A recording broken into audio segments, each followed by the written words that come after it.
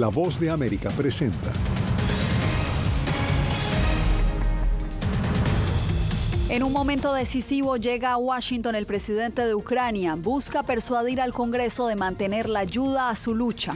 Naciones Unidas escucha a víctimas de las protestas del 2017 en Venezuela. Sus testimonios hacen parte del proceso contra Nicolás Maduro ante la Corte Penal Internacional. Comienza la era Milei en Argentina. ¿Cuáles fueron sus primeras medidas? Y Estados Unidos impone sanciones contra 300 guatemaltecos por sus intentos de obstaculizar la posesión del presidente electo de Guatemala, Bernardo Arévalo.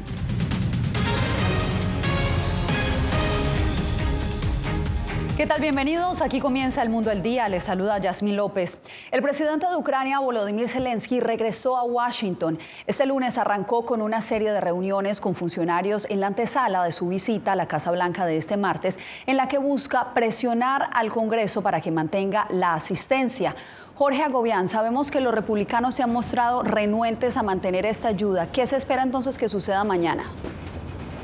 Yasmín, se espera básicamente que Zelensky continúe persuadiendo, en este caso, al Senado de por qué su país necesita el apoyo incondicional de Estados Unidos para continuar la ofensiva contra Rusia. Eso lo hizo durante esta jornada del lunes el presidente ucraniano en una reunión con el secretario de Defensa de Estados Unidos, y se espera que continúe este martes en el Congreso, donde básicamente la entrega o la aprobación de ese proyecto multimillonario de apoyo a Ucrania está obstaculizado por una polémica discusión interna, de política interna en Estados Unidos, y tiene que ver con la frontera sur del país. Legisladores republicanos permanecen firmes en su posición. No darán luz verde a 61.000 millones de dólares solicitados por el presidente Biden para Ucrania, hasta que la Casa Blanca se comprometa a hacer cambios sustanciales a las políticas migratorias y se restrinja el acceso a migrantes que llegan a través de la frontera sur.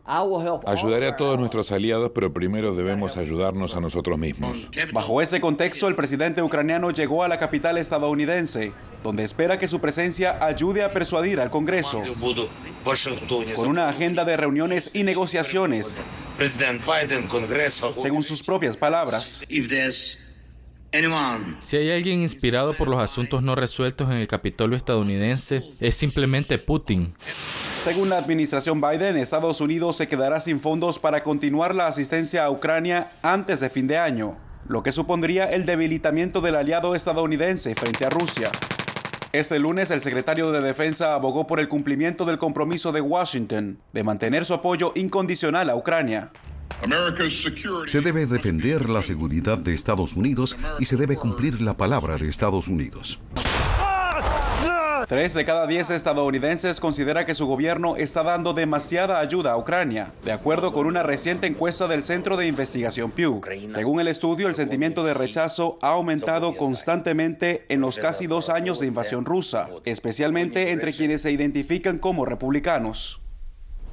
Este martes Zelensky será recibido en el Senado. Es la tercera vez que esto ocurre desde que comenzó la guerra contra Ucrania. Al mismo tiempo, posteriormente será recibido en la Casa Blanca por el presidente Joe Biden. También es la tercera vez que esto ocurre. Allí se espera que los dos tengan una rueda de prensa. Yasmín.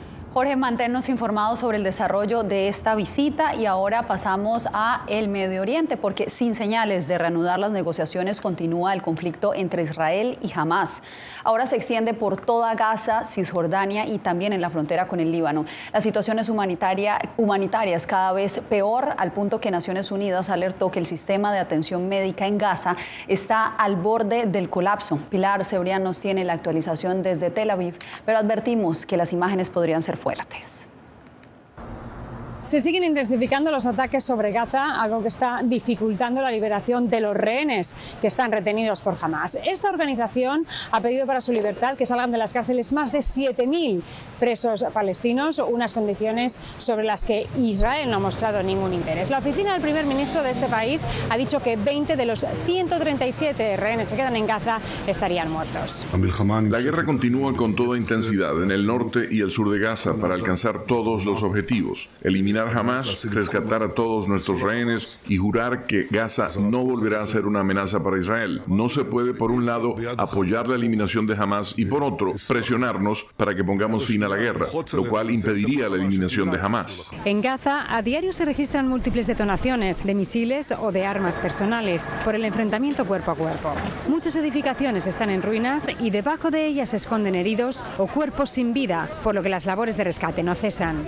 Hay un gran número de niños amputados. El número de mártires es de decenas. Han sido enviados a la carpa de los mártires. Todavía hay varios de ellos bajo los escombros en el campamento de Al-Maghazi y otras zonas de la provincia central. Tensiones que, aunque no a la misma escala, también tienen lugar en Cisjordania, hogar de más de 5 millones de palestinos. También estamos alarmados por la violencia en Cisjordania por parte de colonos extremistas. Trabajaremos para imponer sanciones contra ellos en Cisjordania. Haré una propuesta a los Estados miembros al respecto. Mientras tanto, Naciones Unidas sigue enviando ayudas y monitoreando la crisis humanitaria que empeora día a día. Escuchamos por primera vez que el hambre prevalece en Gaza. Cada vez más personas no comen durante un día, 2 días, 3 días. Yo he podido comprobar de primera mano el nivel de desesperación, el nivel de desposesión. La gente carece absolutamente de todo. Hasta la frontera entre Gaza y Egipto ha viajado una delegación de 15 representantes del Consejo de Seguridad de Naciones Unidas. Su intención es diseñar una nueva resolución para la entrada por tierra, mar y aire de ayuda humanitaria en Gaza. Estados Unidos, en línea con el veto a la anterior resolución que pedía la implantación inmediata de un alto el fuego en Gaza, una posición que Netanyahu agradeció, se ha evitado de enviar ningún representante a este viaje. Pilar Cebrián, Voz de América, Tel Aviv. La ONU también mantiene la atención sobre Venezuela. En el organismo se escucharon este lunes testimonios de víctimas de las protestas de 2017, además de las voces de defensores de derechos humanos. Los testimonios son parte de las investigaciones de la ONU sobre presuntos crímenes de lesa humanidad. Ángela González nos amplía. Convocada por la misión de Suecia en la ONU, el evento paralelo a la Asamblea Anual de los Estados parte en el Estatuto de Roma de la Corte Penal Internacional examinó la investigación adelantada por este organismo sobre crímenes de lesa humanidad cometidos en Venezuela. Los casos fueron expuestos en el foro Vías para la Justicia y Rendición de Cuentas. Lo que sí podemos asegurarnos es que el número mínimo del que podríamos hablar es de 10.000 víctimas y solamente esas 10.000 fueron las que fueron diligentes para alzar su voz. El caso de Olga González es uno de los que se ha documentado.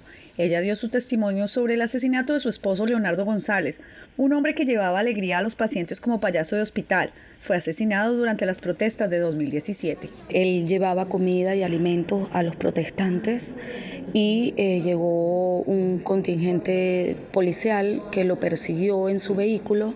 Más de 30 funcionarios lo persiguieron, lo asesinaron. La investigación se extiende a casos de presos políticos, tortura, violencia sexual, ejecuciones y personas que han tenido que huir del país. Este evento pretende mantener la relevancia de las investigaciones en organismos internacionales como la OEA y la Oficina del Alto Comisionado de Derechos Humanos de la ONU. El gobierno venezolano apeló a la investigación de la Corte Penal Internacional, asegurando que el Estado adelanta su propia investigación. Lo que ya aquí, en buena lid y con todos los sacrificios, está haciendo el Ministerio Público y el sistema de justicia. Sinceramente, no hace falta que investigue la Corte Penal Internacional. Se espera que el próximo trimestre se conozca un fallo sobre esta apelación por parte de la Corte Penal Internacional. Ángela González, Voz de América, Naciones Unidas, Nueva York. Y también el Consejo de Seguridad llevó a cabo una reunión para analizar la situación de la disputa territorial del Esequibo. Celia Mendoza nos tiene la información. El Consejo de Seguridad de las Naciones Unidas decidió no tomar acción inmediata tras una reunión a puerta cerrada pedida por Guyana después de que el gobierno de Nicolás Maduro llevara a cabo un referendo para pedir la región del Esequibo, rica en petróleo y minerales. El embajador de Ecuador ante la ONU y presidente temporal de este grupo explicó a La Voz de América por qué la abstención inicial de emitir decisiones sobre el caso. Siempre vamos a abogar por una solución pacífica de los conflictos, pero también creemos en el imperio de la ley y el derecho internacional. Estados Unidos ha sido claro en su posición frente al tema.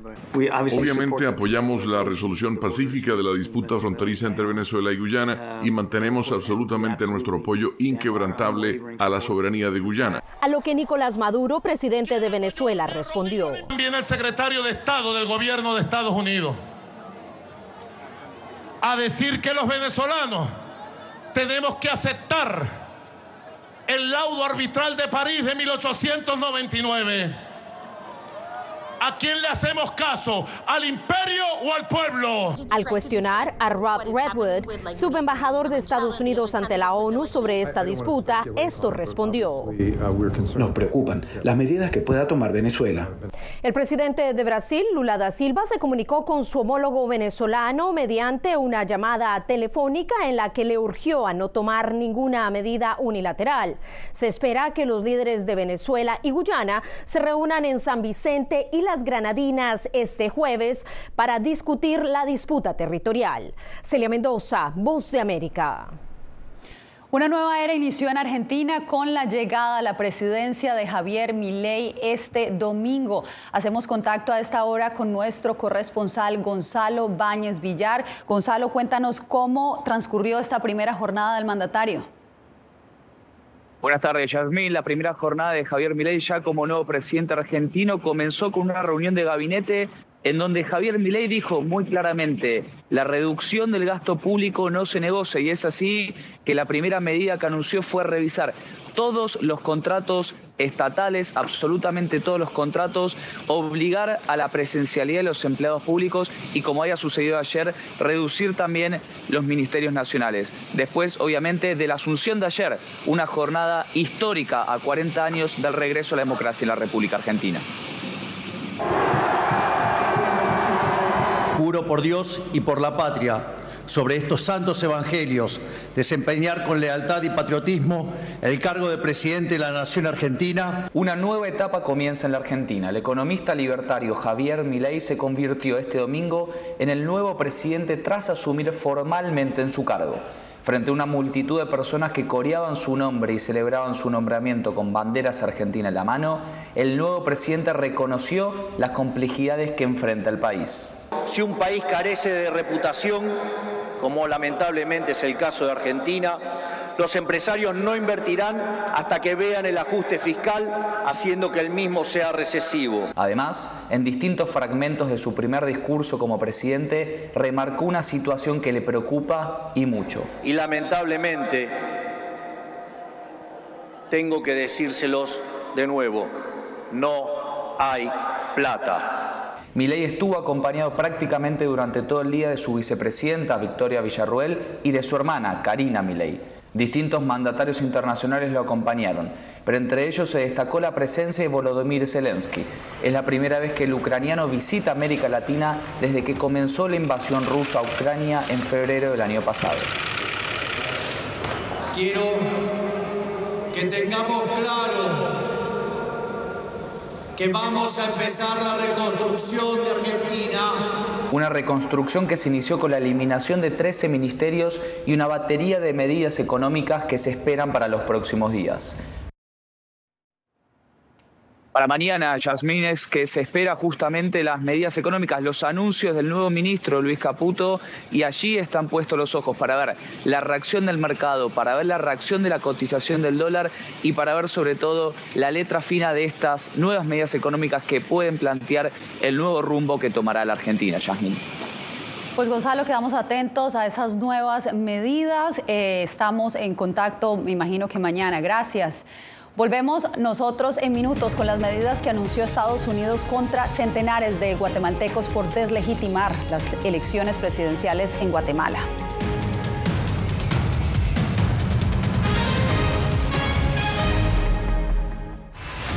¿Hay un dicho sobre Chile? Periodismo, la prensa libre importa, una coproducción de La Voz de América y Mega Noticias. En Chile hay libertad de expresión, pero que no hay donde expresarla. Disponible en vozdeamerica.com. ¿Quieres mantenerte informado de primera mano? Únete a nuestro canal de WhatsApp.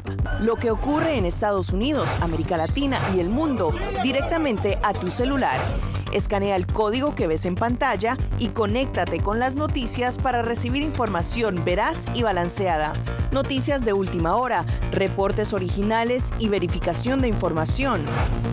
Porque en La Voz de América, la prensa libre importa.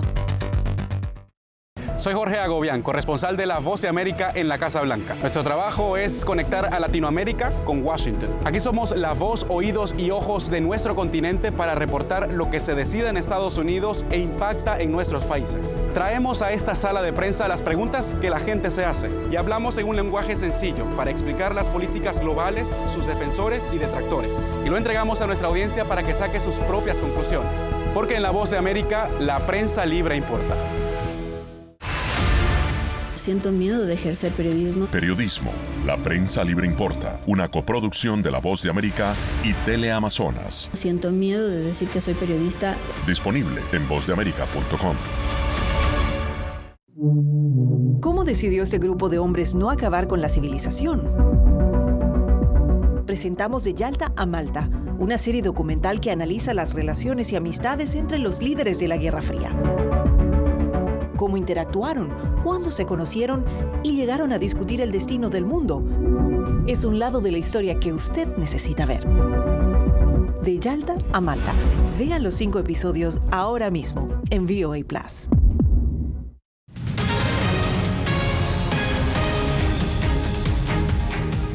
Nuevas sanciones impuso Estados Unidos contra funcionarios guatemaltecos que tratan de impedir la posesión del presidente electo de Guatemala. A poco más de un mes para el cambio de gobierno, crece la incertidumbre ante las recientes acusaciones hechas por el Ministerio Público contra el presidente electo y su partido. Eugenia Sagastume nos acompaña desde Ciudad de Guatemala. Eugenia, cuéntanos a quiénes impactan estas sanciones y qué reacciones se han generado en tu país. Yasmín, se trata de la mayor restricción de visas emitida por el Departamento de Estado de Estados Unidos.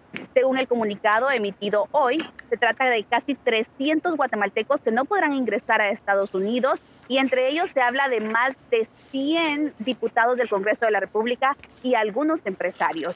Esto se suma a otras reacciones que han surgido a raíz de la revelación de nuevos detalles en la investigación que el Ministerio Público sigue contra el presidente electo y su partido.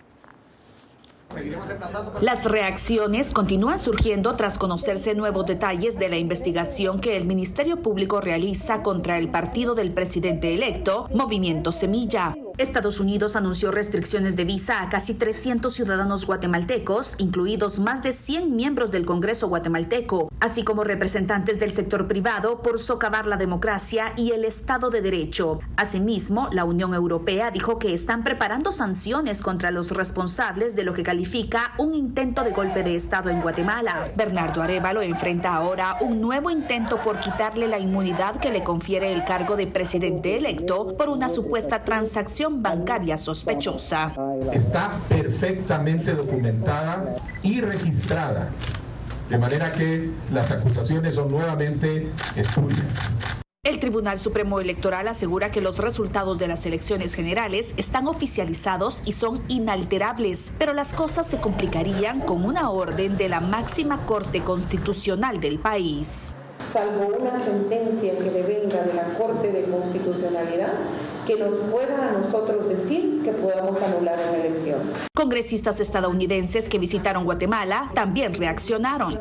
Parece que es un momento de gran peligro para Guatemala y el pueblo. Este lunes, un grupo de abogados pidió a la Corte de Constitucionalidad que garantice la toma de posesión de las autoridades electas el 14 de enero de 2024. También el Movimiento Semilla ha indicado que analizan nuevas acciones para evitar que estas acciones del Ministerio Público puedan tener un efecto negativo en la toma de posesión programada para enero. Te agradezco, Eugenia. Y ahora cambiamos de información.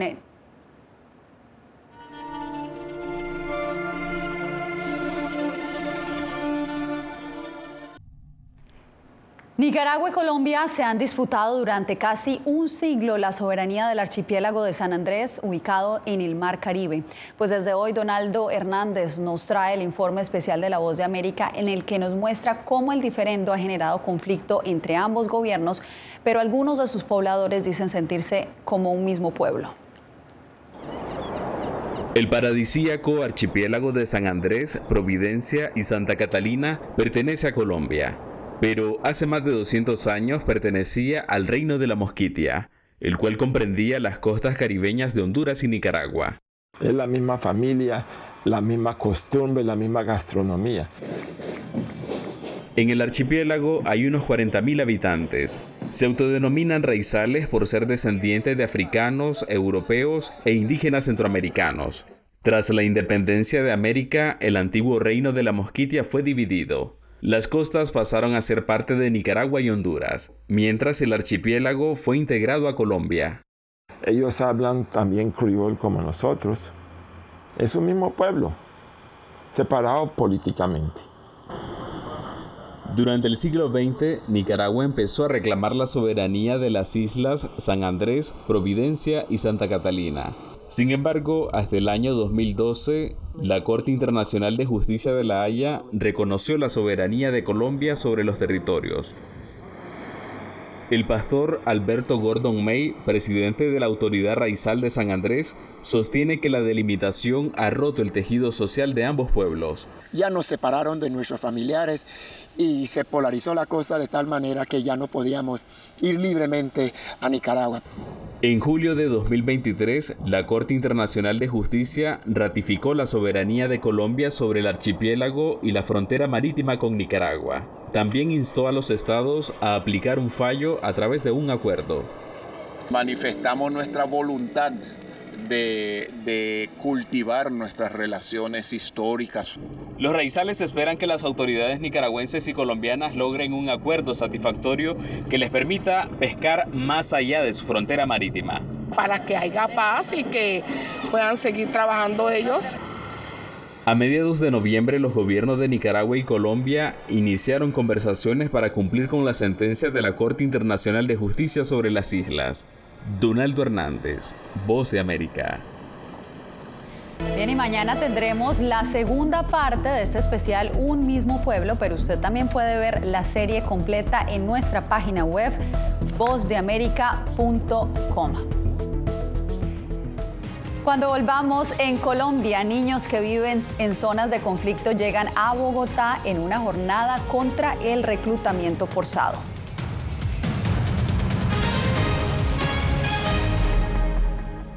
Soy Gonzalo Abarca, presentador de La Voz de América. Cada semana, desde nuestro programa Foro, programa de análisis y debate, vamos más allá de la noticia, con los temas de interés que ocurren en Estados Unidos e impactan en toda la región. Desde La Voz de América, tengo el privilegio de moderar debates y confrontar ideas diferentes. Así nuestra audiencia se puede formar su libre opinión y tomar sus decisiones bien informadas. Porque en La Voz de América, la prensa libre importa. El crimen organizado asesinaba a los chicos y luego cremaba los cuerpos. Periodismo, la prensa libre importa, una coproducción de La Voz de América y Latina. Así que es complicado hablar acá de libertad de expresión. Disponible en vozdeamerica.com.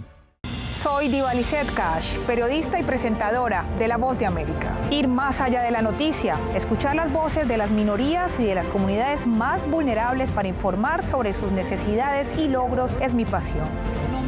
Se ven obligadas. Desde Washington, visibilizar la diversidad étnica de Estados Unidos y de la comunidad hispana es parte de una pasión que compartimos en La Voz de América, donde la prensa libre importa. Que empiecen a callar a periodistas, que empiecen a callar medios. Periodismo, la prensa libre importa. Una producción especial de La Voz de América. Porque al final lo que está en juego no solo medios de comunicación, sino la democracia de un país. Disponible en vozdeamerica.com.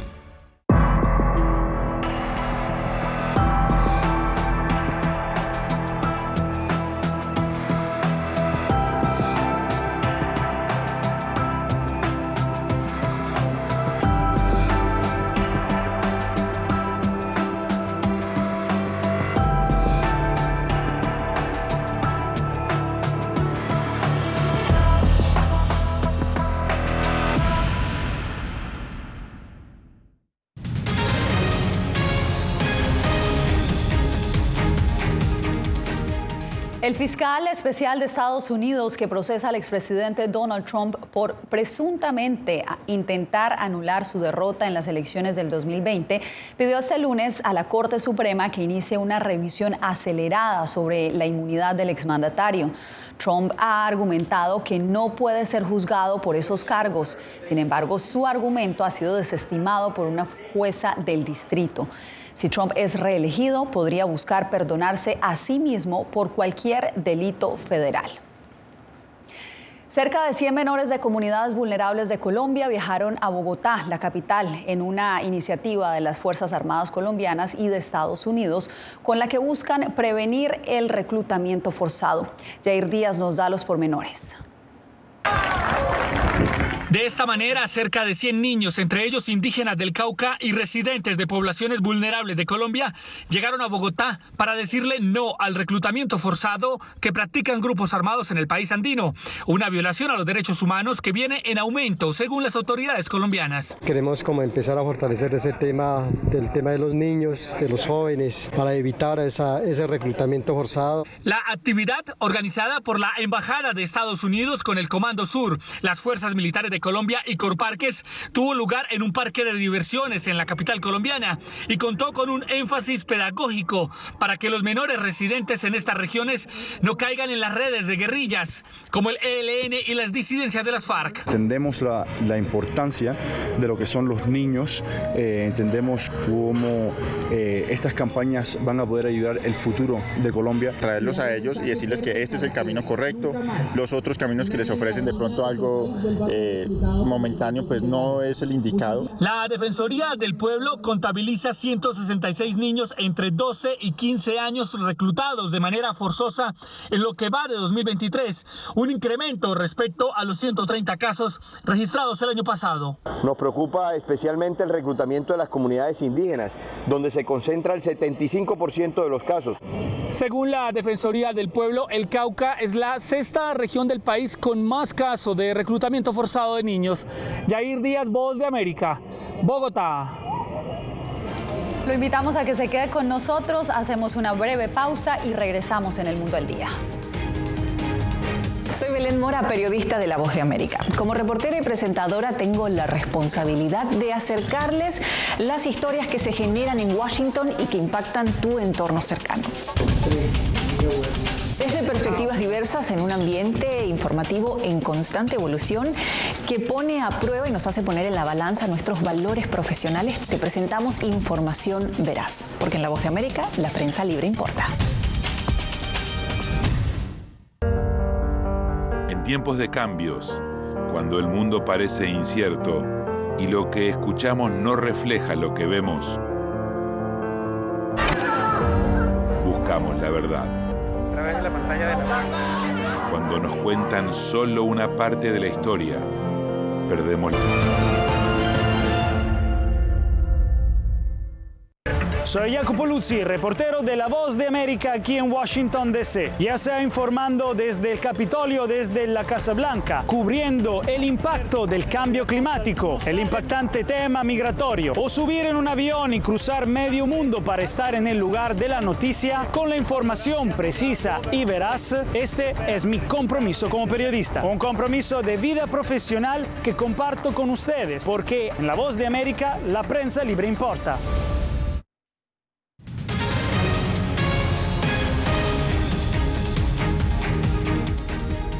Regresamos para cerrar con este video que le está literalmente dando la vuelta al mundo. En él se aprecia una enorme ballena nadando en aguas de una playa en Port Beach, Australia. Según testigos, el mamífero se unió a los nadadores por al menos una hora y un dron logró captar el momento exacto en el que algunos de ellos incluso se atreven a tocarla. La imagen es impresionante, pero para algunos también preocupante por la seguridad de la ballena al verla llegar a aguas tan poco profundas. Nos despedimos con esta bella imagen. Nos vemos nuevamente mañana. Les informó Yasmín López.